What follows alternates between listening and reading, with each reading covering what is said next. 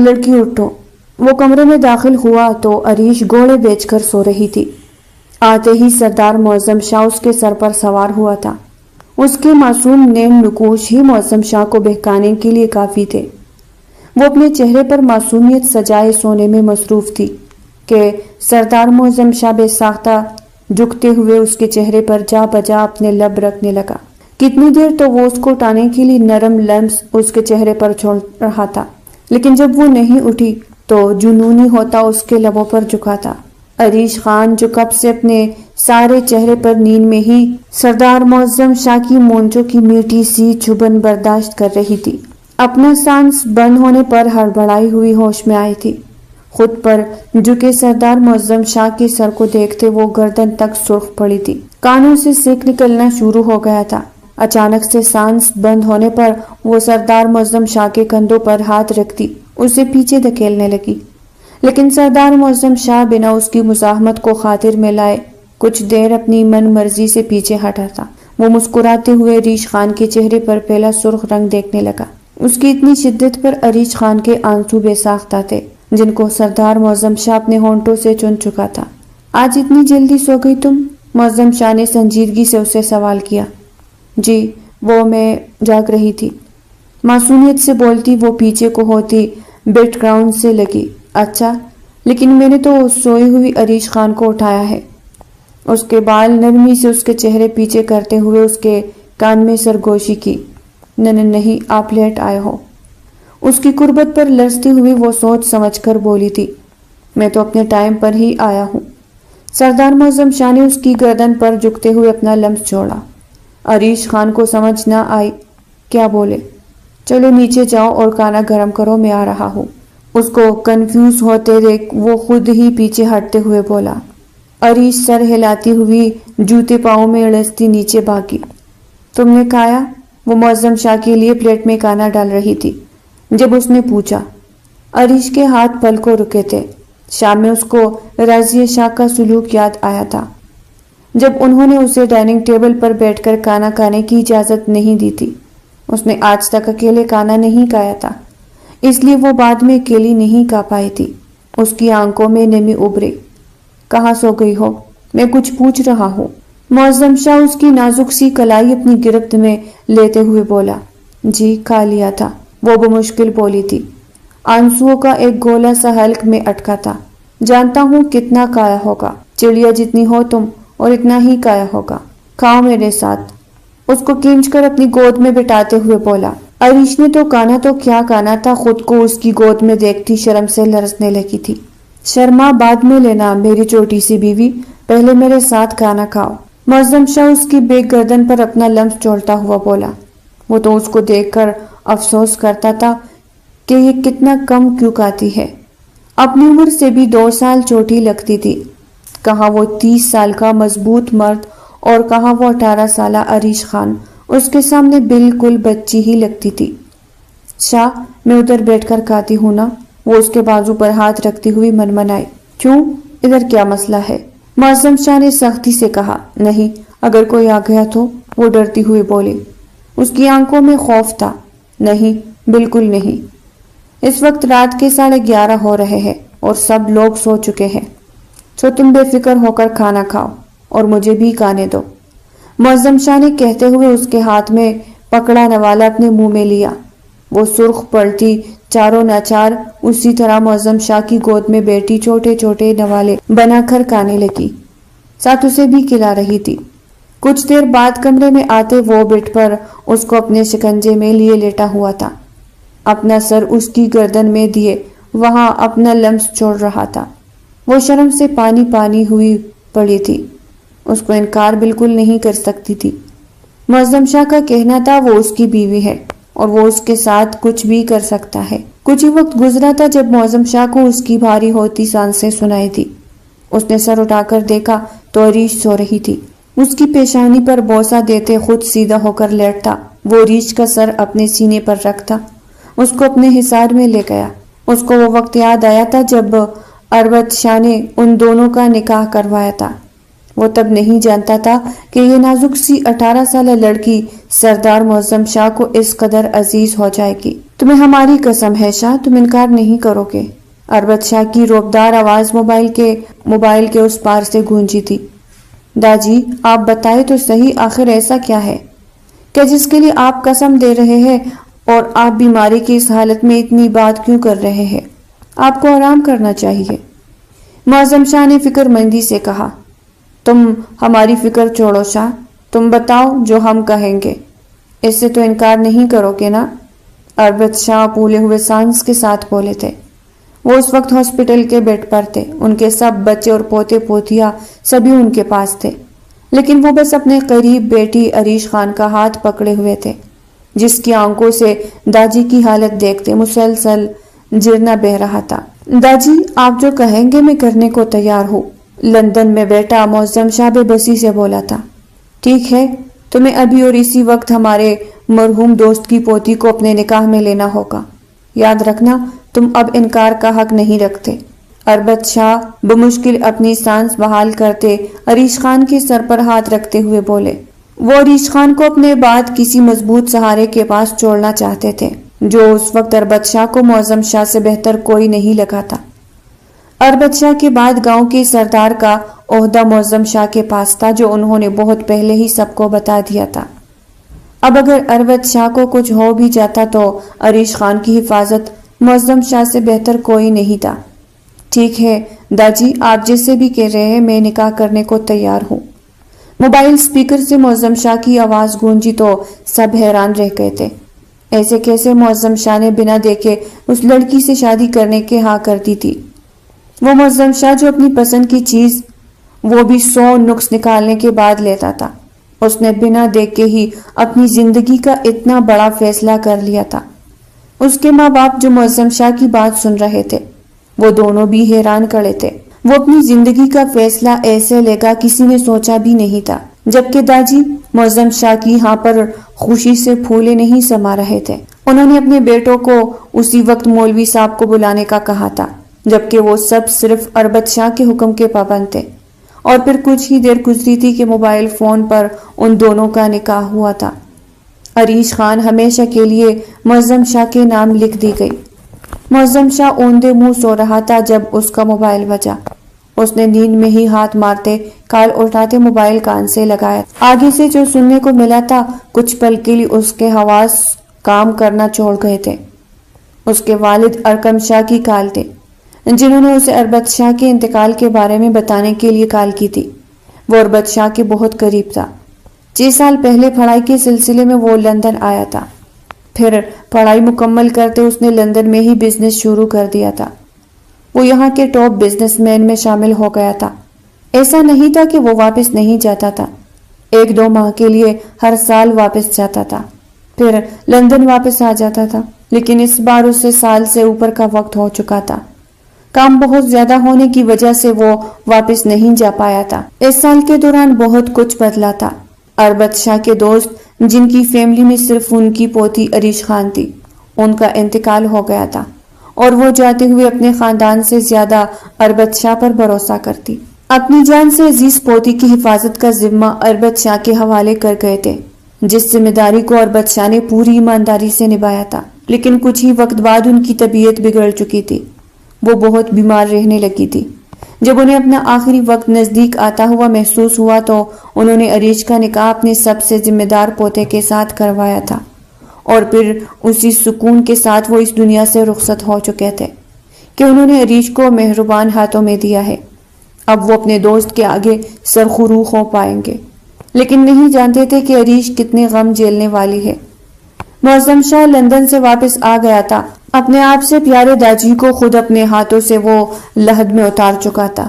اس کو یقین نہیں ہو رہا تھا، سب کی رو رو کر بری حالت تھی۔ عریش تو اپنے سر سے ایک اور مہربان سایہ اٹھتے دیکھ کر کتنی ہی بار بے ہوش ہو چکی تھی، پر اس کی ہوش ہی کہاں تھی کسی کو۔ اس کو اربت شاہ کی ایک پرانی بھروسہ مند ملازمہ سنبھال رہی تھی۔ اس کو بہت زیادہ بخار ہو چکا تھا۔ بار بار ہوش میں آتی تو داجی کا نام لیتے روتی تڑپتی تھی، لیکن سوائے اس ملازمہ کے اور کوئی نہیں تھا اس کے پاس۔ معظم شاہ اس دن سے ڈیرے پر تھا، خود کو سنبھالنے کے لیے اسے کافی وقت لگا تھا۔ آج اربت شاہ کو گزرے 3 دن ہو چکے تھے۔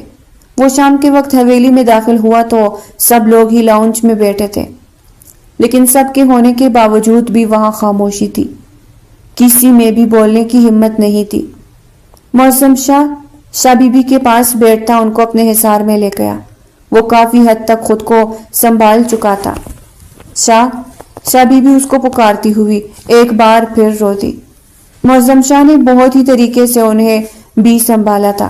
شاہ اپنے کمرے میں جاؤ، تمہاری بیوی کی بہت حالت خراب ہے۔ شاہ بی بی کچھ دیر بعد اس سے الگ ہوتی ہوئی بولی، جی شاہ بی بی، اب آپ نے پریشان نہیں ہونا۔ اماں سائی، آپ شاہ بی بی کو ان کے کمرے میں چھوڑ آئے۔ معظم شاہ شازمین بیگم کو اشارہ کرتا خود کمرے کی طرف پڑا تھا۔ واٹ، لاجی نے میری شادی اس بچی سے کروا دی؟ معظم شاہ غصے سے پاگل ہوتا دوڑا تھا۔ 3 روز پہلے ہی جب وہ لندن سے لوٹا تھا، داجی کی اچانک وفات پر تب سے ہی وہ ڈیرے پر تھا۔ داجی لیکن جانے سے پہلے اپنے جان عزیز سے پوتے کا نکاح اپنے دوست کی پوتی سے فون پر کر گئے تھے۔ یہ سب اس کے لیے ایک خواب جیسا تھا، لیکن یہ حقیقت تھی۔ سامنے ہی بخار سے بے سود لیٹی چھوٹی سی لڑکی اس کی بیوی تھی۔ معظم شاہ کو لگا تھا اس کی عمر 16 سال تک ہوگی، لیکن حقیقت میں عریش خان 18 سال کی تھی۔ اس کی کمزور شخصیت اس کو چوٹا ہی دکھاتی تھی۔ شازمین بیگم جو شاہ بی بی کو ان کے کمرے میں چھوڑ کر باہر آئی تھی، بیٹے کی آواز سن کر دروازہ بجانے ہی والی تھی کہ ان کی نند راضیہ شاہ ان کو پکڑ کر لے گئی۔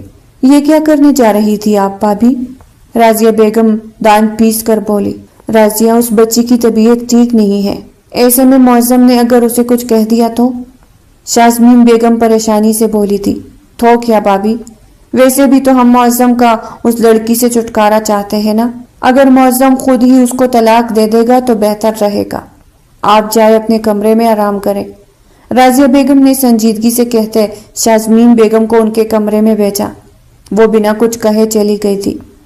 شازمین بیگم ایسا نہیں چاہتی تھی جو راضیہ بیگم کہہ رہی تھی، لیکن اس گھر میں پہلے کبھی ان کی سنی گئی تھی جو اب سنی جاتی۔ وہ اپنے کمرے کی طرف بڑھ گئی۔ ان کے جاتے ہی راضیہ بیگم نے ایک زہر خند نظر معظم شاہ کے کمرے کے بند دروازے پر ڈالی۔ وہ جگہ ان کی بیٹی سویرا کی تھی جہاں آج عریش تھی۔ وہ کسی بھی حالت میں عریش کو اس گھر میں باہر نکال کر ہی دم لینا چاہتی تھی۔ عریش خان جو ابھی 1 ماہ پہلے ہی 18 کی ہوئی تھی، مگر بہت ہی نازک سی تھی۔ معظم شاہ کی ایک ہی داڑھ پر وہ ہوش میں آ چکی تھی۔ وہ ڈرتے ڈرتے اپنی جگہ سے اٹھی اور بالکنی میں کھڑے معظم شاہ کی پشت سے جا کر لپٹ گئی۔ معظم شاہ اپنے غصے پر قابو پانے کے لیے باہر بالکنی میں آیا تھا جب اس کو اپنے سینے پر نازک ہاتھوں کا احساس ہوا۔ معظم شاہ اس چھوٹی لڑکی کی جرت پر حیران تھا، مگر عریش کے وجود کی نرماہٹ اس کو پاگل کر گئی تھی۔ وہ ایک جھٹکے میں اس کے ہاتھ پکڑ کر کھینچتے اس کو اپنے سامنے کر گیا تھا۔ شاہ، عریش اس کے سینے سے لگتی رونے لگی تھی۔ وہ بخار کی حالت میں اس کو سمجھ نہیں آ رہی تھی کہ کیا کر رہی ہے، لیکن داجی نے اس کو بتایا تھا کہ ان کے جانے کے بعد معظم شاہ ہی اس کا سب کچھ ہے۔ اس کو اپنی ہر طرح کی بات معظم شاہ کے ساتھ ہی شیئر کرنی ہے۔ ارے لڑکی، کیوں رو رہی ہو؟ معظم شاہ کے ہاتھ بے اختیار ہی اس کی کمر کے گرد لپیٹے تھے۔ شاہ، داجی، وہ ہچکیوں کے بیچ بولی تھی کہ داجی کو یاد کرتے غم کی سرخی سے معظم شاہ کی آنکھیں بھی لال ہو گئی تھی۔ وہ اپنے ہاتھ پیچھے کر گیا، لیکن جب وہ پیچھے نہ ہٹی تو معظم شاہ نے اسے ہلایا۔ وہ نیچے گر جاتی اگر معظم شاہ نے اسے تام نہ لیا ہوتا۔ وہ پھر سے بے ہوش ہو چکی تھی بخار کی وجہ سے۔ معظم شاہ نے اپنا ہاتھ اس کی پیشانی پر رکھا تو اس کو یوں لگا جیسے جلتے ہوئے انگارے پر ہاتھ رکھ چکا ہو۔ معظم شاہ جھٹکے کے ساتھ اس کو اپنی گود میں اٹھا کر بستر پر لے آیا تھا۔ وہ اس کو بیڈ پر لٹاتے دوائیاں دیکھنے لگا، لیکن جب کچھ سمجھ میں نہ آیا تو اپنی گود میں اٹھاتے وہ اس کو لے باتھ روم میں آیا تھا۔ عریش کو ٹھنڈے پانی کے نیچے کھڑا کرتے وہ خود بھی وہیں کھڑا تھا۔ کچھ دیر بعد عریش کی تیز ہوتی سانسوں کو دیکھ کر اسے پتہ چل گیا تھا کہ وہ ہوش میں آ رہی ہے۔ اس کی تیز سانس سے اپنے سینے پر محسوس کرتے معظم شاہ بے خود ہوا تھا، اور عریش کے ہاتھ جو اس کے سینے سے معظم شاہ کی شرٹ کو مٹھیوں میں جکڑ چکے تھے۔ معظم شاہ کا چین ہی تو برباد کر گئے تھے۔ اس کی نازک حالت کا احساس کرتے معظم شاہ نے بمشکل اپنے حواس کو قابو میں کیا تھا۔ عریش کو لباس کی قید سے آزاد کرتے معظم شاہ اس کو باتھ روب پہناتا باتھ روم میں سے باہر لے آیا تھا۔ اس کو بیڈ پر لٹایا تو اس کا نازک وجود کانپ رہا تھا۔ شاہ، اس کو بیڈ پر لٹاتے معظم شاہ اٹھنے لگا تھا جب وہ اس کی کلائی پکڑ گئی۔ معظم شاہ نے پلٹ کر اسے دیکھا۔ سردی لگ رہی ہے، عریش ٹن سے کپ کپاتے ہوئے بولی۔ وہ سردی کی شدت سے کپ کپانے لگی تھی۔ سردی اتنی نہیں تھی لیکن بخار کی وجہ سے عریش کو بہت سردی لگ رہی تھی۔ معظم شاہ اپنی کلائی چڑواتا ہوا بنا کچھ بھی بولے ڈریسنگ روم کی طرف بڑھ گیا۔ اپنے گیلے کپڑے بدل کر واپس آیا تھا۔ اس وقت کسی کو ڈسٹرب کرنا بھی اسے ٹھیک نہیں لگ رہا تھا، اور اس کو ٹھیک کرنے کا جو طریقہ معظم شاہ کے پاس تھا اس کے لیے معظم شاہ کو وہ بہت چھوٹی لگ رہی تھی۔ شاہ، سردی، عریش منہ ہی منہ میں بڑبڑائی، پر معظم شاہ سن چکا تھا۔ وہ اس کے قریب بیٹھا تاکہ اس کی پٹیاں کر سکے، پر عریش اس کی گود میں سر رکھتی ہوئی سردی سے چھپنے کی کوشش کرنے لگی۔ معظم شاہ کے جذبات بڑھے تھے۔ معظم شاہ لب بھینچتے اس کو سیدھا بیڈ پر لٹاتا اس کے ساتھ لیٹا تھا۔ عریش پھر سے معظم شاہ کے پاس جاتی اس کے سینے پر سر رکھ چکی تھی۔ معظم شاہ کی آنکھوں میں اس کے نازک وجود کو اپنے سینے پر محسوس کرتے خمار کی سرخی دوڑی تھی۔ وہ آخر کب تک اپنے جذبات پر قابو پاتا؟ کروٹ بدلتے اس کو اپنے نیچے کرتا، اس کی گردن پر جھکاتا۔ عریش باتھ روب میں تھی، اس کے باتھ روب کی گرہ کھولتے کب اس کے تن سے باتھ روب سرکاتا وہ سمجھ نہیں پائی تھی۔ معظم شاہ نے عریش سے اپنا حق وصول کرتے آخر خود کو سکون کی انتہا تک پہنچایا تھا۔ عریش ہوش میں آ گئی تھی، اس کا بخار ٹوٹ چکا تھا۔ وہ معظم شاہ کا چہرہ دیکھنے لگی جو سویا ہوا تھا۔ اس کے نقوش تنے ہوئے تھے۔ عریش نے اس کی مونچھوں پر اپنی انگلیاں پھیری۔ اس رشتے کے تقاضے وہ بہت اچھی طرح جانتی تھی۔ شازمین بیگم نے اسے تب یہ سب کچھ سمجھایا تھا جب اربت شاہ اس کو گھر لے کر آئے تھے۔ رات معظم شاہ نے اسے کانچ کی گڑیا کی طرح چھوا تھا۔ پہلے وہ انتہا کے غصے میں تھا، لیکن شاید اس کا دل پگھل چکا تھا یا اس نے عریش کی طبیعت کا لحاظ کیا تھا۔ یہ وہ نہیں جانتی تھی، لیکن بس اس کو معظم شاہ کی ہر بات ماننی ہے، یہ اسے معلوم تھا۔ وہ شرمائی ہوئی سی معظم شاہ کی شرٹ پہنے اس کے پہلو میں لیٹی تھی، اور معظم شاہ کا ایک بازو اس کی کمر کے گرد لپٹا تھا تو دوسرے پر وہ سر رکھے ہوئے تھی۔ عریش اپنی حالت دیکھتی لبدان تو تلے دبا گئی۔ وہ معظم شاہ کے اٹھنے سے پہلے یہاں سے غائب ہونا چاہتی تھی۔ عریش نے اٹھنا چاہا تھا جب معظم شاہ کی گرفت اس کی کمر پر مزید مضبوط ہو گئی، اتنی کہ وہ درد سے کراہ اٹھی۔ تمہارا بخار اتر چکا ہے؟ معظم شاہ اس کو اپنی گرفت سے آزاد کرتا تکیے پر دائیں بائیں ہاتھ رکھتا ہوا بولا۔ جی، عریش نے اس بات میں سر ہلایا۔ اٹھو اور میرے لیے ناشتہ بناؤ، پر جانے سے پہلے میرے کپڑے نکال کر جانا، اب سے میرے سارے کام تمہیں ہی کرنے ہیں، معظم شاہ نے سنجیدگی سے حکم دیا۔ اس کے لہجے میں ایک سختی سی تھی۔ عریش نے بمشکل اپنے آنسو چھپاتے اس بات میں سر ہلایا۔ معظم شاہ کا اتنا سا سخت لہجہ بھی وہ برداشت نہیں کر پا رہی تھی۔ کیا مسئلہ ہے؟ اس کی آنکھوں میں نمی محسوس کرتے معظم شاہ نے عریش کی ٹوڑی تلے انگلی رکھتے اس کا چہرہ اوپر اٹھایا تھا۔ نہیں تو؟ عریش نے گڑبڑاتے ہوئے جواب دیا تھا۔ اس کے لرزتے لب دیکھتے معظم شاہ کی پیاس جاگی تھی، جس کو وہ پل کی بھی دیر کیے بنا مٹا چکا تھا۔ کافی وقت بعد اس کو چھوڑتا معظم شاہ بنا دوسری نظر اس پر ڈالے باتھ روم کی طرف بڑھ گیا تھا۔ وہ اس کے ساتھ شفاق پن نہیں دیکھا پایا تھا۔ اسے یہ نازک سی لڑکی پسند آئی تھی، اور کچھ وجہ یہ بھی تھی کہ وہ لڑکی اس کے داجی کو عزیز تھی، اور ان کے لیے تو وہ کچھ بھی کر سکتا تھا۔ آج اس کی دستار بندی کی جانی تھی، جس کے بعد اس گاؤں کا نیا سردار اس نے بننا تھا، اس لیے ہی جلدی اٹھ چکا تھا۔ وہ عریش کو مصروف رکھنا چاہتا تھا تاکہ داجی کے بارے میں کم سے کم سوچے۔ کل جو اس کی حالت تھی وہ معظم شاہ کو پریشان کر گئی تھی، اس لیے ہی اس نے عریش کو اپنا ہر کام کرنے کے لیے کہا تھا۔ اگر وہ اس کے کاموں میں سارا دن مصروف رہتی تو باقی سب بھول جاتی۔ عریش کچھ دیر وہی لیٹی اپنی سانس سے بحال کرتی رہی، پھر اٹھ کر اپنے کپڑے چینج کرنے ڈریسنگ روم میں گئی۔ باہر آتے معظم شاہ کے لیے سفید شلوار قمیض نکال کر رکھتی۔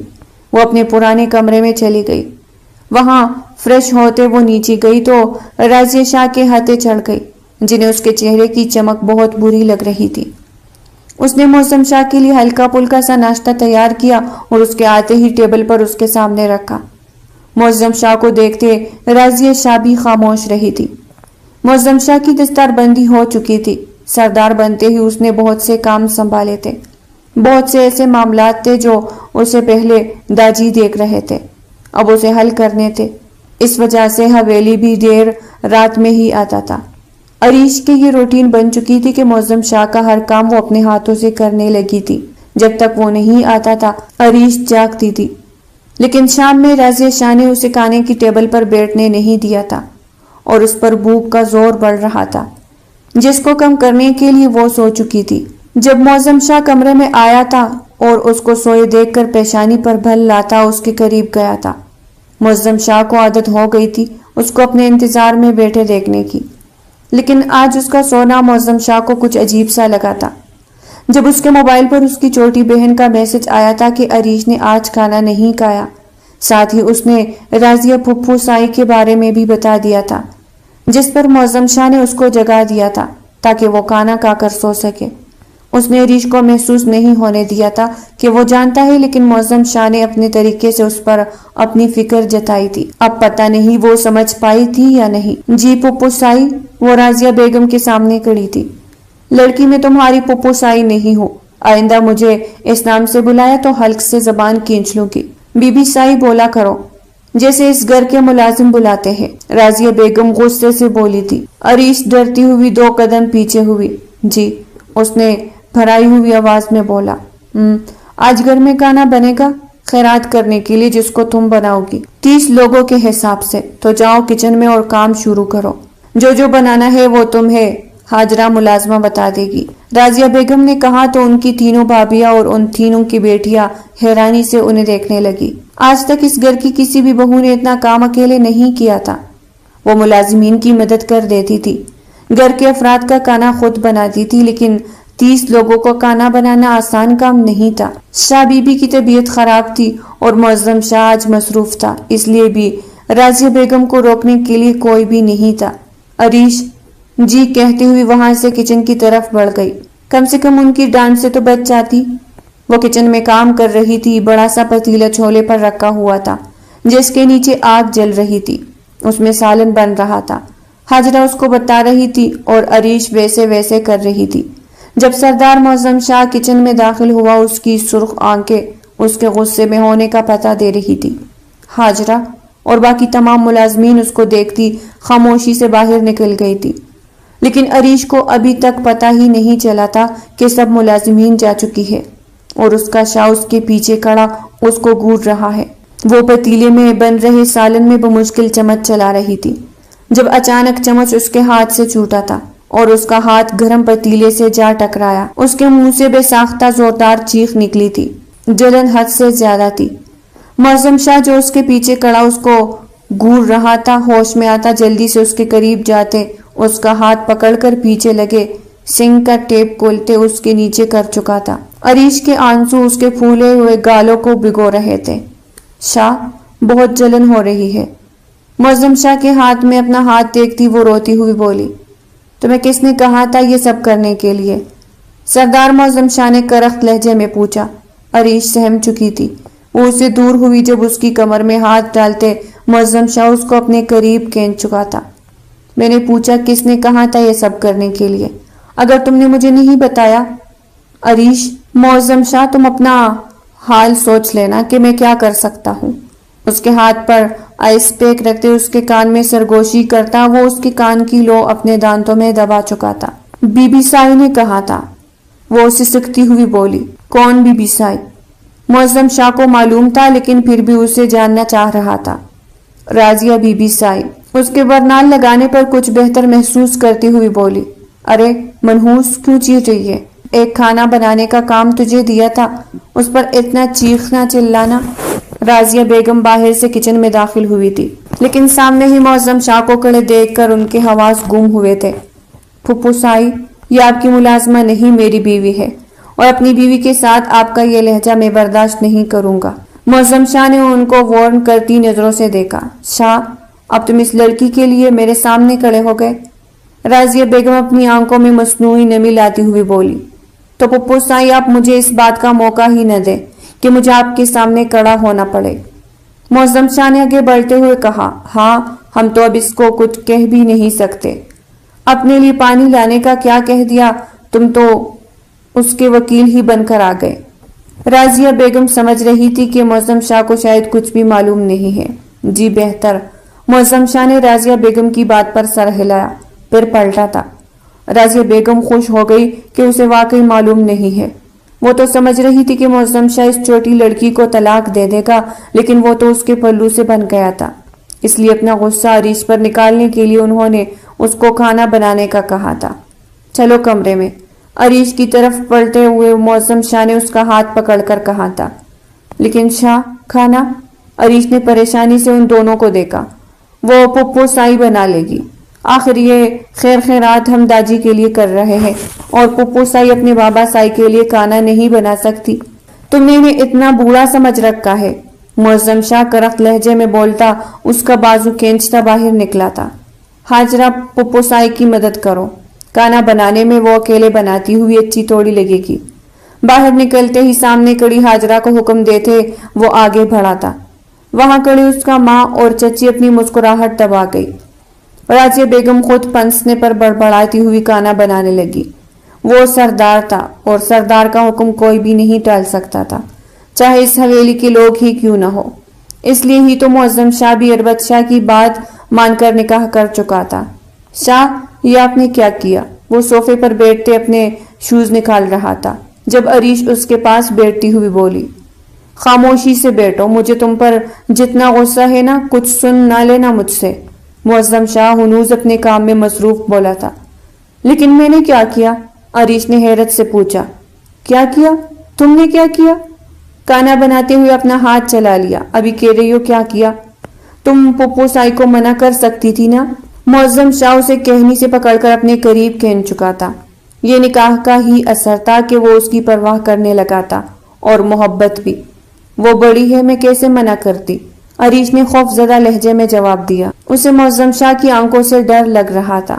تم سردارنی ہو اس گھر میں، تمہارا حکم کوئی نہیں ٹال سکتا سوائے میرے۔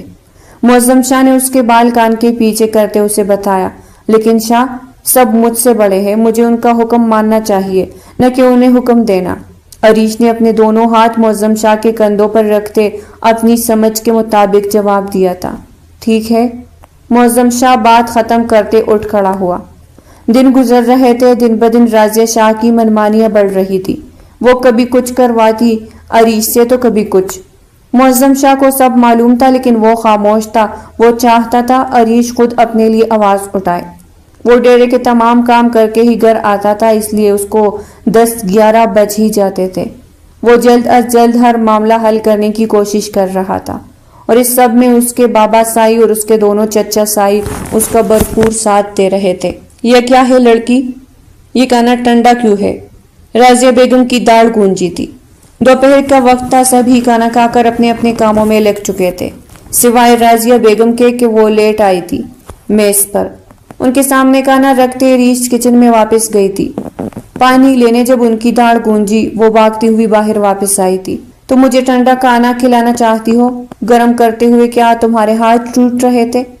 راضیہ بیگم نے ٹرے اس کے پیروں میں پھینکتے ہوئے چیخ کر کہا۔ نہیں بی بی سائی، عریش سہمتے ہوئے نفی میں سر ہلا گئی۔ چلو میرے ساتھ، آج تو تمہیں میں سزا دے کر رہوں گی، تاکہ آئندہ تم مجھے کھانا گرم کر کے دو۔ اس کو باہر لان میں لے جاتی ہوئی بولی۔ ان کے حکم پر ایک ملازمہ برف والا ٹھنڈا پانی ایک بالٹی میں لا چکی تھی۔ اتنی ٹھنڈ میں ٹھنڈا پانی اپنے اوپر تصور کرتے عریش کے حواس گم ہونے لگے تھے۔ راضیہ بیگم جانے اسے کیا کچھ سناتی، پانی اس کے اوپر ڈالنے کے لیے بالٹی اٹھا چکی تھی۔ شازنین بیگم نے انہیں روکنے کی بہت کوشش کی تھی، لیکن وہ انسنا کر گئی۔ یہ کیا ہو رہا ہے یہاں؟ اس سے پہلے کہ راضیہ بیگم پانی اس پر ڈالتی، معظم شاہ کی باری روبدار آواز گونجی تھی۔ یہ لڑکی؟ معظم، یہ مجھے ٹھنڈا کھانا کھلا رہی تھی، اس لیے اسے سزا دینے والی ہوں۔ معظم شاہ دیکھتے راضیہ بیگم گڑبڑائی تھی، پھر خود کو سنبھالتے ہوئے بولی، اچھا، اور جو رزق آپ اندر ضائع کر کے آئے ہیں پھپھو، اس کے لیے بھی اپنی سزا آپ خود ہی منتخب کر لے۔ معظم شاہ سختی سے کہتا عریش کے سامنے کھڑا ہو چکا تھا۔ وہ نازک سی لڑکی معظم شاہ کے پیچھے بالکل چپ گئی تھی۔ یہ تم کیا کہہ رہے ہو معظم؟ راضیہ بیگم حیرت کے مارے اٹک اٹک کر بولی۔ پپو سائی، رزق کی بے قدری کرنے سے بھی گناہ ملتا ہے۔ اتنا کہتے معظم شاہ عریش کا ہاتھ پکڑتے اس کو وہاں سے لے گیا تھا۔ وہ اسٹڈی میں تھا، جب نیچے آیا تو ملازمہ نیچے گرا ہوا کھانا اٹھا رہی تھی۔ اس کے سب بتانے پر معظم شاہ باہر آیا تھا۔ باہر کا منظر دیکھتے وہ ایک ہی پل میں مٹھیاں بینچتا راضیہ شاہ کو مخاطب کر گیا تھا۔ راضیہ بیگم نے معظم شاہ کے جانے پر سکون کی سانس لی تھی۔ راضیہ بیگم کو معلوم نہیں تھا کہ وہ ابھی گھر پر ہے، اس لیے ہی وہ یہ سارا تماشا کر رہی تھی، ورنہ وہ بالکل بھی رسک نہ لیتی۔ پچھلا واقعہ انہیں ابھی تک بھولا کہاں تھا۔ معظم شاہ نے سوچ لیا تھا کہ اسے کیا کرنا ہے۔ اب پانی سر سے اوپر جا رہا تھا، وہ کسی طرح کی بدمزگی نہیں چاہتا تھا، اس لیے عریش کو لیتے وہ اگلے دن ہی لندن کے لیے روانہ ہو گیا تھا۔ اگر یہاں رہتے تو راضیہ بیگم اپنی حرکتوں سے باز نہ آتی اور معظم شاہ اپنا آپا کوتے ان کو کچھ نہ کچھ سنا دیتا، جو وہ کرنا نہیں چاہتا تھا۔ ان کو یہاں آئے ہوئے 2 ہفتے گزر چکے تھے۔ معظم شاہ یہاں کر اس قدر مصروف ہوا تھا کہ اس کے بارے میں تو جیسے بھول ہی گیا تھا۔ عریش نے منہ بسورتے ہوئے سوچا، وہ کھڑکی میں کھڑی تھی، ہاتھ میں رشین سیڑھتا مارتا جو یہاں پر معظم شاہ نے مل رکھی تھی۔ اس وقت مارکیٹ گئی تھی کچھ چیزیں لانے کے لیے۔ اب اس وقت عریش اکیلی گھر پر تھی۔ اس کو بنا وجہ ہی رونا آنے لگا، اس کی آنکھوں سے جھرنا بہہ رہا تھا۔ معظم شاہ رات کو لیٹ آتا تھا تب جب وہ سوئی ہوئی ہوتی، جب اٹھتی تو وہ جا چکا ہوتا۔ اب تو اس کو دیر تک جاگنے سے بھی روک چکا تھا، کیونکہ وہ رات کو 1-2 بجے آتا تھا اور اپنی وجہ سے اس کو پریشان نہیں کرنا چاہتا تھا، اس لیے اس کو حکم دے چکا تھا کہ وہ ٹائم سے کھانا کھا کر سو جایا کرے۔ کبھی رات کو بیچ میں اسے اٹھا کر اپنی شدتیں نچاور کرتا تھا اور وہ اس کی اتنی توجہ پر ہی کھل اٹھتی تھی۔ اب تو کافی دن ہو گئے تھے اس کا چہرہ دیکھے ہوئے بھی۔ دروازہ کٹکا تھا، وہ بھاگ کر دروازے کی طرف گئی تھی کہ شاید معظم شاہ ہو، لیکن سامنے ہی ایک خوبصورت ماڈرن سی لڑکی کو دیکھتے اس کا منہ حیرت سے کھلا تھا۔ اس نے مغربی کپڑے پہنے ہوئے تھے، آنکھوں پر کالے رنگ کی شیڈز لگائے ہوئے تھی۔ سامنے ہی عریش کو دیکھتے وہ حیران ہوئی کہ یہ کون ہے۔ Who are you؟ سامنے کڑی سویرا نے حیرانی سے عریش کو دیکھتے ہوئے پوچھا، آپ کون ہیں؟ عریش نے حیرت سے اس لڑکی کو دیکھتے ہوئے کہا، Stupid girl، پہلے میں نے پوچھا تھا نا کہ تم کون ہو، تو جواب بھی پہلے تم ہی دو گی۔ سویرا اپنی آنکھوں پر لگائے شیڈز اتارتے ہوئے اپنے سر پر ٹکاتے ہوئے بولی، میں عریش معظم شاہ ہوں، معظم شاہ کی وائف۔ عریش نے محسوس لہجے میں اپنا تعارف کروایا۔ اوہ کم آن، جھوٹ مت بولو، تم تو ایک چھوٹی سی بچی ہو۔ معظم کی وائف نیور۔ سویرا ہاتھ چٹکتی ہوئی بولی، ارے آپ کہاں چلی آ رہی ہے؟ پہلے اپنا تعارف تو کروائے۔ عریش نے اس کو اندر داخل ہوتے دیکھ کر حیرت سے پوچھا، چھوٹی لڑکی تم خاموش رہو تو بہتر ہے، اور یہ میرا گھر ہے سویرا شاہ کا۔ میں معظم شاہ کی کزن ہوں، اور تمہارا معظم شاہ سے جو بھی رشتہ ہے زیادہ دیر تک ٹک نہیں پائے گا۔ میں منگیتر ہوں معظم شاہ، اس کو مجھ سے نکاح کرنا پڑے گا۔ آفٹر آل ہم کتنی بار ساتھ رہ چکے ہیں۔ سویرا محظوظ ہوتی ہوئی بولی، کیا مطلب ہے آپ کی اس بات کا؟ عریش دانت پیس کر بولی۔ اس کا بس نہیں چل رہا تھا، ورنہ سویرا شاہ منہ نوچ لیتی۔ وہ سمجھ گئی تھی کہ یہ سویرا شاہ راضیہ بیگم کی بیٹی ہے، بالکل اپنی ماں کی طرح تھی۔ عریش نے سوچا، او مائی لٹل ڈارلنگ، میری بات کا وہی مطلب ہے جو تم سمجھ رہی ہو۔ اس کے دونوں پھولے ہوئے گال چٹکیوں میں بھر کر بولتی سویرا شاہ اپنے کمرے کی طرف بڑھ گئی۔ میں چھوٹی نہیں ہوں، عریش پیر پٹک کر بولی۔ پہلے تو معظم شاہ اسے چھوٹی بولتا تھا، اور اب یہ سویرا صاحبہ بھی انہی لوگوں میں شامل ہو چکی تھی۔ اس نے بنا دیر کیے معظم شاہ کا نمبر ملایا تھا۔ معظم شاہ میٹنگ میں مصروف تھا، لیکن گھر سے کال دیکھتا اٹھ گیا، کیونکہ پہلے کبھی ایسے کال نہیں آئی تھی۔ کہیں ایمرجنسی نہ ہو اس لیے جلدی سے کال اٹھا لی۔ شاہ ہچکی لیتے ہوئے پکارا، کیا ہوا عریش، کیوں رو رہی ہو؟ اس کی بھرائی ہوئی آواز سن کر بے چین ہوتا ہوا بولا، شاہ میں چھوٹی لڑکی نہیں ہوں۔ اس نے اپنے رخساروں پر بہتے ہوئے آنسو صاف کیے۔ کیا عریش تم نے مجھے اس وقت یہ کہنے کے لیے فون کیا ہے؟ معظم شاہ اپنی پیشانی مسلتے ہوئے سنجیدگی سے بولا تھا۔ ہاں ڈانٹ لے آپ کو بس مجھے ڈانٹنا ہی آتا ہے اور کچھ نہیں۔ وہ روتے ہوئے کال کاٹ گئی۔ معظم شاہ نے فون کان سے ہٹاتے اسے گورا جیسے عریش کو گور رہا ہو۔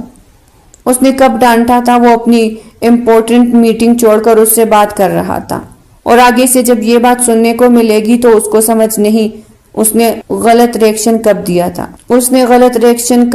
تھا۔ معظم شاہ فون پینٹ کی جیب میں ڈالتا واپس میٹنگ میں مصروف ہو گیا۔ گھر آیا تو رات کے 10 بج رہے تھے۔ اسے مارتا نے بتا دیا تھا کہ سویرا آئی ہوئی ہے۔ وہ ہاسپٹل میں رہتی تھی، یہاں کی یونیورسٹی میں پڑھ رہی تھی۔ معظم شاہ نے کبھی بھی اس کو اپنے ساتھ گھر میں نہیں رکھا تھا۔ سویرا کو جب پتہ چلا تو معظم شاہ آیا ہوا ہے تو اپنے پیپر سے فارغ ہوتی وہ واپس پاکستان جانے کی بجائے یہاں آ چکی تھی۔ راضیہ بیگم نے ہی اسے کہا تھا کہ وہ یہی رہے، معظم کے دل میں اپنی جگہ بنائے۔ وہاں سے تو معظم آ گیا تھا، وہ تو کچھ نہ کر پائی، لیکن سویرا کو وہ معظم شاہ کی زندگی میں شامل کرنا چاہتی تھی تاکہ اس کی زندگی بن جائے۔ وہ چلتا ہوا اپنے کمرے کی طرف بڑھا۔ اندر داخل ہوا تو سامنے ہی عریش صاحبہ صوفے پر بیٹھی رونے کا شعل فرما رہی تھی۔ معظم شاہ ایک پل کی بھی دیر کیے بنا اس تک پہنچ جاتا۔ عریش، کیا ہوا ہے؟ اس کے قریبی صوفے پر بیٹھتے اس کو اپنے ساتھ لگاتے ہوئے بولا۔ عریش نے رخ پھیر لیا، وہ ناراض تھی۔ معظم شاہ سے اس کی ناراضگی کا وجہ سمجھ میں آئی تھی۔ معظم شاہ نے گہری سانس بھری۔ عریش، تمہیں کس نے کہا ہے تم چھوٹی لڑکی ہو؟ تم میری بیوی ہو۔ معظم شاہ اس کا رخ اپنی طرف کرتا ہوا بولا، نہیں ہوں۔ وہ آپ کی کزن کہہ رہی تھی کہ ہمارا رشتہ ٹک نہیں پائے گا، وہ مجھے آپ سے دور کر دے گی۔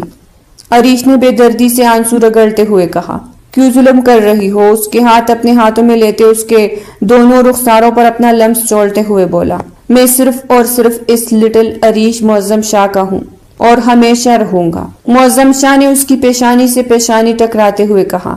عریش شرم سے سرخ پڑی تھی۔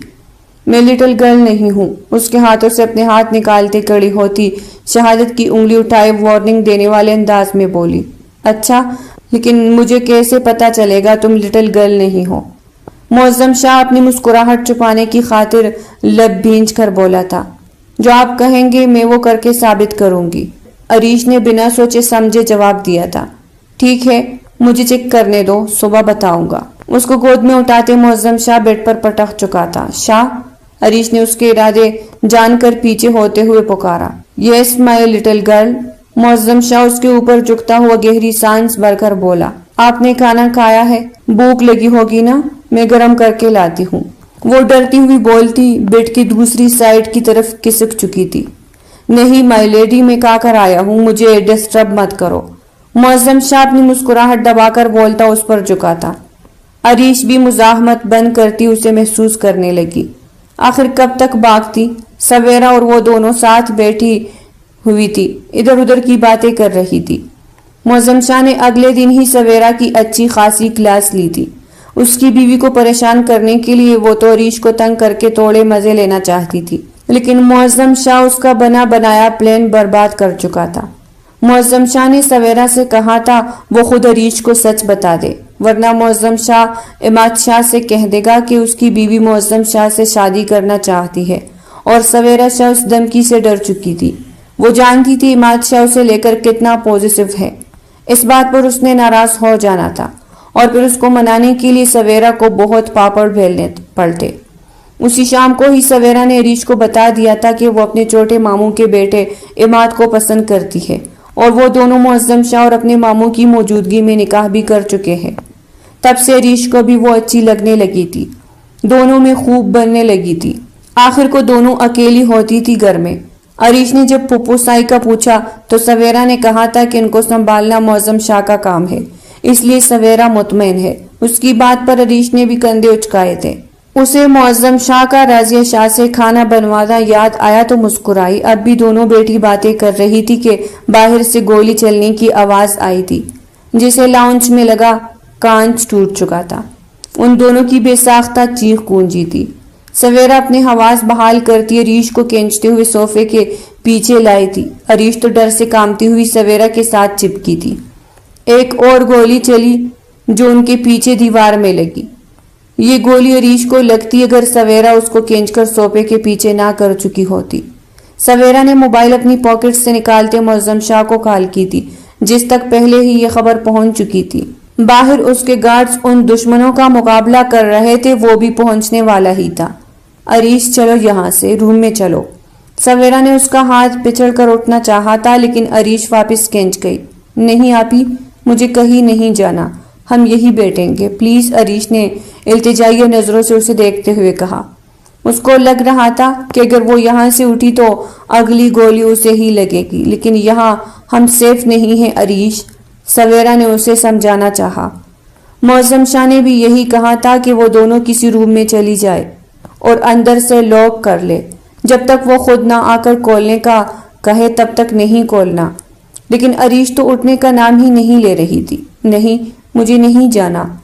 बाहर चलती गोलियों की खतरनाक आवाजें सुनते अरीश रोती हुई सवेरा के साथ चिपकी थी। ऐसे कैसे नहीं जाना, चलो मेरे साथ। सवेरा ने उसे अलग होता उसका हाथ पकड़ा था और दोनों झुकते हुए ही कदम आगे बढ़ाती सामने कमरे में चली गई, जिसको सवेरा अंदर से लॉक कर चुकी थी। वहां खिड़की थी जिसका कांच टूट चुका था, लेकिन आगे ग्रिल लगी हुई थी, जिस वजह से वो दोनों सेफ थी।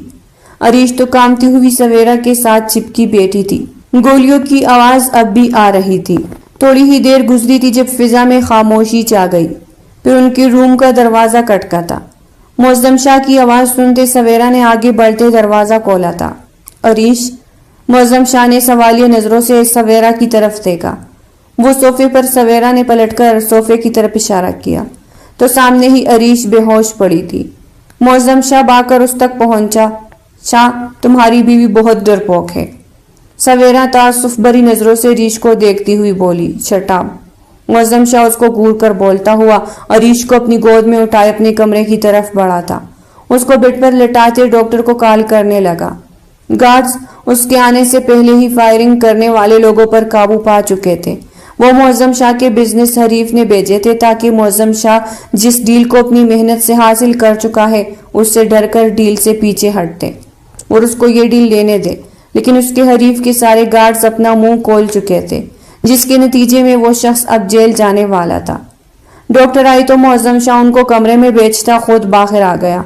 अब बेसब्री से उनके बाहर निकलने का इंतजार कर रहा था। मुबारक हो मिस्टर शाह, आप फादर बनने वाले हैं। परेशानी की कोई बात नहीं है, लेकिन आप इनका बहुत ज्यादा ख्याल रखें। मिसेस शाह वीक है बहुत। ये कुछ मेडिसिन है जिनको टाइम टू टाइम देते रहे। कल क्लिनिक आ जाइएगा चेकअप के लिए। डॉक्टर इंग्लिश में मौसम शाह को तफसीली जवाब देती वहां से जा चुकी थी। मौसम शाह शौक सा खड़ा था। उसे यकीन नहीं आ रहा था वो वालिद बनने वाला है। उसने दरवाजा खोलते अंदर कदम रखे तो अरीश उसको देखती ब्लिंक अपने चेहरे तक कर गई। वो होश में आ गई थी और डॉक्टर उसे भी बता चुकी थी तुम खुश नहीं हो। उसके बराबर लेटे मौसम शाह ने सवाल किया। शाह, मैं बहुत खुश हूँ। ब्लिंक एक ही झटके में नीचे करती वो मौसम शाह के कंधे पर सर रखती हुई बोली। फिर मुझे देखकर चुपी क्यों? उसकी तरफ रुख करते मौसम शाह ने सवाल किया था। नहीं शाह, वो तो मुझे शर्म आ रही थी ना, इसलिए। अभी उसके कंधे में चेहरा छुपाने की कोशिश करते हुए बोली। अभी निकालता हूँ मैं तुम्हारी सारी शर्म। इससे पहले कि वो कुछ समझती मौसम शाह के हाथ अपना काम कर चुके थे। अरीश की किलकिलाहटें पूरे कमरे में गूंजने लगी। बस शाह, बस करे। उसके गुदगुदी करते हाथ पकड़ने को कोशिश करती अरीश किलकिलाती हुई बोली कि मौसम शाह हाथ रोकता उसकी आंख से निकलने वाला आंसू अपने होंठों से चुन चुका था। तो प्यारे रीडर्स, ये थी आज की नोवेल। अगर आपको पसंद आई हो तो लाइक करें और चैनल को सब्सक्राइब करें। फिर मिलते हैं एक नई नोवेल के साथ, तब तक के लिए हमें इजाज़त दीजिएगा। अल्लाह निगहबान।